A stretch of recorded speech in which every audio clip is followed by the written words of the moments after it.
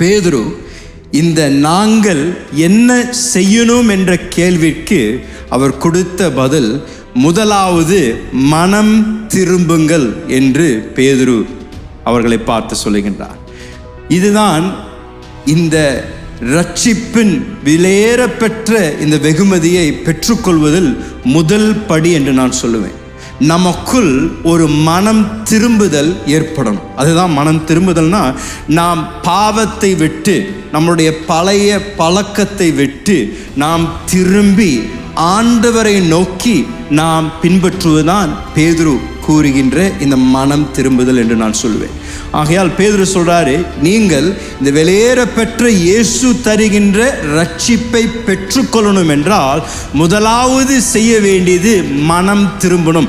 மனம் திரும்பணும் என்றால், நான் ஏற்கனவே செய்து கொண்டிருக்கின்ற, நான் ஏற்கனவே நடந்து கொண்டிருக்கின்ற பாதை சரியல்ல, நான் செய்து கொண்டிருக்கின்ற காரியங்கள் தவறு என்று உணர்ந்து இனியும் நான் செய்ய மாட்டேன், இனியும் இந்த பாதையில் நான் தொடர்ந்து நடக்க மாட்டேன் என்று ஒரு தீர்மானத்தை எடுத்து மனதில் ஒரு திருப்பத்தை ஏற்படுத்தி, இனிமேல் நான் தேவனை பின்பற்றி தேவன் என்னுடைய வாழ்க்கைக்கு வைத்திருக்கின்ற காரியங்களை நான் பின்னோடி செல்லுவேன் என்று எடுக்கின்ற தீர்மானம் தான் இந்த மனம் திரும்புதல். இதை தான் பேதுரு அங்கு கூடி வந்திருந்த அந்த திரளான ஜனத்தை பார்த்து அவர் சொன்னார்.